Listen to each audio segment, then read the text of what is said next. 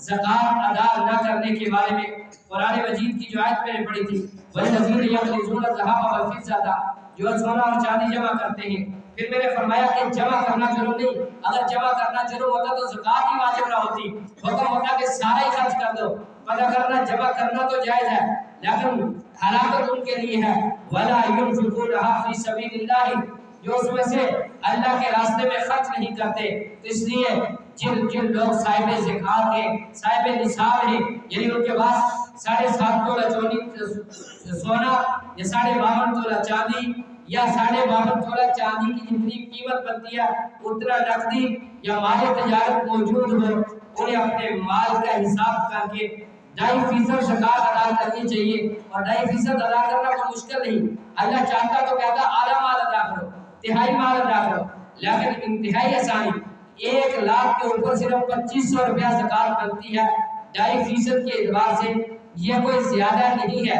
تو لہٰذا اگر گھر میں عورتوں کے پاس سونا ہے انہیں بھی ترغیب دی جائے، اگر وہ 7.5 تولے سے زیادہ ہے تو اس کی قیمت لگا کر اس کا 2.5% جو ہے وہ ادا کیا جائے. اسی طرح کسی کے پاس نقدی ہے، بینک میں موجود ہے، تو وہ بھی اس کی حساب لگا کر زکات ادا کرے.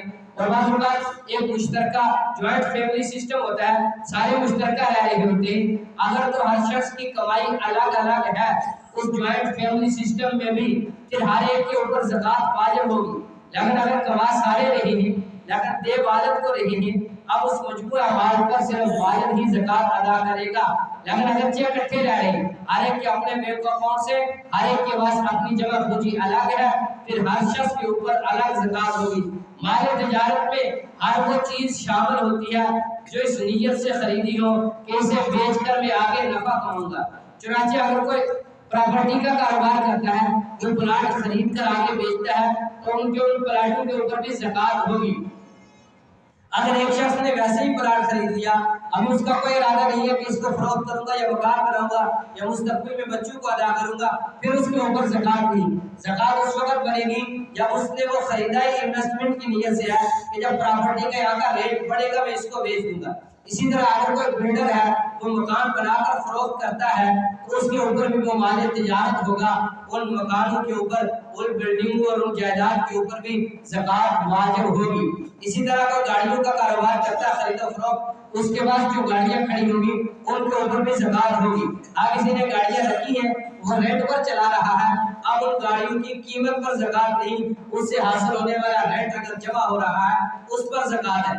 اسی طرح کسی کے پاس اپنی ضرورت سے زائد مکان تو موجود ہے لیکن مکان فروخت تجارت کی نیت سے نہیں لیا ہوا، اس نے مکان کو خرید کر اس کو کرائے پر دیا ہوا ہے، اب اس بلڈنگ پر کرایہ اس زکات نہیں ہے بلکہ اس سے حاصل ہونے والا کرایہ اگر جمع ہو رہا اس پر زکات ہے. اسی طرح جو لوگ فیکٹریوں میں مال وغیرہ تیار کرتے ہیں، جو تیار مال ہے یا خام مال ہے ان سب کے اوپر زکات واجب ہے. ہاں اس فیکٹری کی جو مشینری ہے، بلڈنگ ہے، جو گاڑیاں وغیرہ ہیں مال کو لانے لے جانے کے لیے، ان کے اوپر زکات نہیں ہے. جو بھی مال تجارت ہے اس کے اوپر زکات واجب ہے. بعض اوقات تاجر لوگوں نے پیسے لینے بھی ہوتے ہیں دینے بھی ہوتے ہیں، لہذا جو پیسے لوگوں سے وصول کرنے ہیں آپ کا حق ہے وہ بھی آپ نے حساب میں لا کر ان کی زکات ادا کرنی ہے. لیکن آپ نے خود بھی ادائیگیاں کرنی ہے لوگوں کی، اپنے اس حساب میں سے وہ جو آپ نے ادائیگی کرنی ہے اس کو مائنس کر سکتے ہو کہ میں نے مثلا ایک آدمی نے 8 لاکھ روپے لوگوں سے وصول کرنا ہے لیکن اس نے 4-5 لاکھ دینا بھی ہے، تو 4-5 لاکھ جتنا اس نے ادا کرنا ہے اس کو وہ مائنس کر سکتا ہے.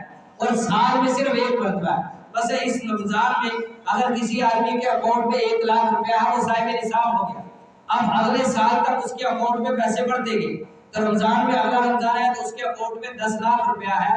اب یہ نہیں کہ 1 لاکھ پر سال گزرا ہے، اب پورا اس سال کے بیچ میں جتنا مال بھی آتا گیا اس سارے کے اوپر زکات ہے. لیکن اس کے اکاؤنٹ میں 1 لاکھ روپیہ تھا، سال میں ایسا وقت بھی آیا کہ اکاؤنٹ صفر ہو گیا، اب دوبارہ پیسے آئے ہیں، اب دوبارہ سال شروع ہوگا، پچھلا سال اس کا شمار نہیں ہوگا. لیکن اگر سال میں کم اور زیادہ ہوتے گئے پیسے اس کا کوئی اعتبار نہیں ہے، اس کے اوپر زکات ہوگی. اور زکات کے بارے میں دوسری بات یہ کہ یہ کوشش کرنی چاہیے کہ زکات جو ہے وہ بکاریوں کی طرح نہ بانٹی جائے، عزت کے ساتھ لوگوں کو تقسیم کی جائے، ان کے عزت نفس کو محفوظ رکھا جائے. اور قرآن مجید میں زیادہ ہے کہ للفقراء الذین احصروا فی سبیل اللہ لا یستطیعون ضربا فی الارض یحسبهم الجاہل اغنیاء من التعفف، کہ خصوصاً ان لوگوں کو دی جائے جو ہے تو فقیر ہیں لیکن ان کا ظاہری حلیہ فقیروں والا نہیں ہے، تم ان کو غنی سمجھتے ہو. لا یسألون الناس الحافا، اس لیے کہ وہ لوگوں سے لپٹ کر چمٹ کر پیچھے پڑ کر مانگتے نہیں ہیں. ایسے خوددار لوگوں تک زکوٰۃ دینا یہ زیادہ ثواب ہے.